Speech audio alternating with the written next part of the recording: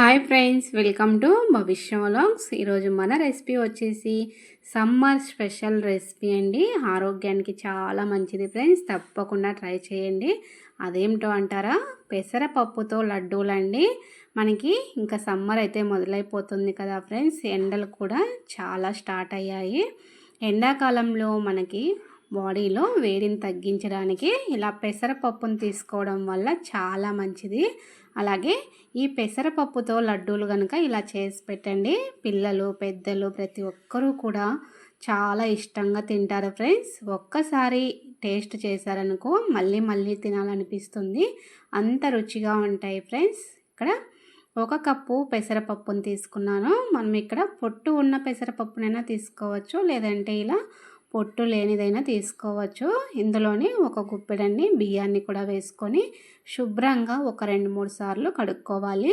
ఎందుకంటే మనకి ఈ కాలంలో పెసరపప్పు మార్కెట్లో అమ్మేవారు ఇందులో పౌడర్ అనేది మనకి పురుగు పట్టకుండా పౌడర్ అనేది కలుపుతారు ఫ్రెండ్స్. అందుకనేసి ఇలా శుభ్రంగా కడుక్కొని తీసుకోండి. ఇప్పుడు దీనిని మనం ఒక క్లాత్ పైన ఆరబెట్టుకోవచ్చు, లేదంటే ఇలా స్ట్రైనర్లో వేసుకొని వడకట్టేసి వాటర్ అంతా పోయిన తర్వాత ఇలా ప్యాన్లో వేసి వీటిని ఫ్రై చేసుకుందాము. కొంచెం నెయ్యి వేసుకోండి. నెయ్యి వేసుకొని వీటిని ఫ్రై చేసుకోవడం వల్ల మనకి టేస్ట్ కూడా చాలా బాగుంటాయి. ఇక్కడ చూసారా, ఇలా రంగు మారిపోయేంత వరకు ఫ్రై చేసుకోండి, అప్పుడే మనకు టేస్ట్ అనేది బాగుంటుంది. స్మెల్ కూడా మనకి మంచి స్మెల్ వస్తుంది ఇవి వేగిన తర్వాత. ఇక్కడ చూసారు కదా, ఇలా కలర్ చేంజ్ అయిన తర్వాత ఒక ప్లేట్లో తీసేసుకొని వీటిని చల్లార్చుకోవాలి. ఇప్పుడు మనము 1 కప్పు పెసరపప్పుకి ఇక్కడ బెల్లాన్ని అయితే ఇలా తీసుకుంటున్నాను. స్వీట్ ఎక్కువగా తినేవారైతే 1 కప్పు తీసుకోండి, లేదంటే కొంచెం తగ్గించుకొని తీసుకోండి. ఇక్కడ 1/2 కప్పు నీళ్ళని అయితే వేస్తున్నాను. ఇప్పుడు ఈ బెల్లం అంతా కూడా మనకి బాగా కరిగేలాగా తీసుకోవాలి. మనకి ఇక్కడ పాకం అయితే ఏం అవసరం లేదండి. ఇలా బాగా కరిగిపోయిన తర్వాత స్టవ్ ఆఫ్ చేసుకొని ఈ బెల్లం సిరప్ని చల్లార్చుకోవాలి. ఇప్పుడు మనం ముందుగా వేయించుకున్న పెసరపప్పు చల్లారింది కదా ఫ్రెండ్స్. ఇప్పుడు చల్లారిన తర్వాత మిక్సీ జార్లో వేసుకొని మెత్తగా గ్రైండ్ చేసుకోవాలి. చూసారు కదా, ఇలా గ్రైండ్ చేసుకొని పక్కన పెట్టేసుకుందాము. ఇప్పుడు ఒక 2-3 స్పూన్ల నెయ్యిని వేసుకొని ప్యాన్లో మనకి నచ్చిన డ్రై ఫ్రూట్స్ని వేసుకోవచ్చండి. నేనైతే ఇక్కడ బాదాము, కొంచెం కాజుని ఇలా చిన్న చిన్న ముక్కలుగా కట్ చేసుకొని వేసుకున్నాను.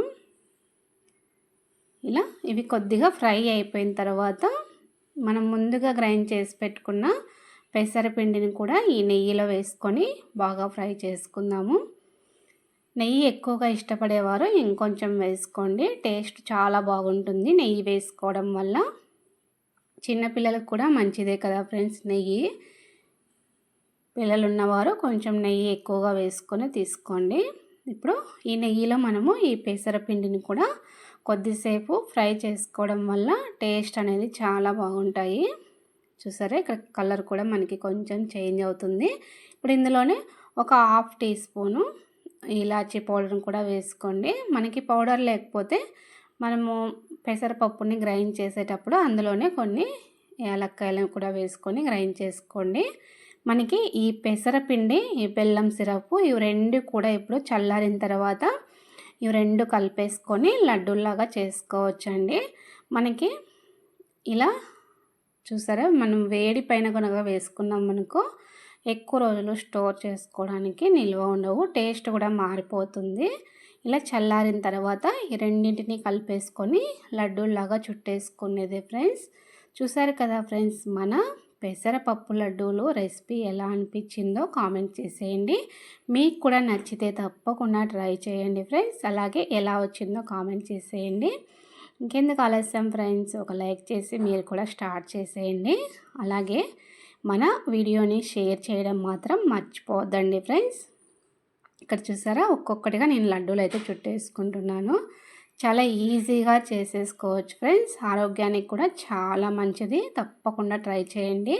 చిన్న పిల్లలు ఉన్నవారికి ఇంకా చాలా మంచిది ఫ్రెండ్స్. పిల్లలకు ఇలాంటి ఫుడ్ పెట్టడం వల్ల మనకి సమ్మర్లో వేడి కూడా తగ్గించి పిల్లలకి చలవ చేస్తుంది.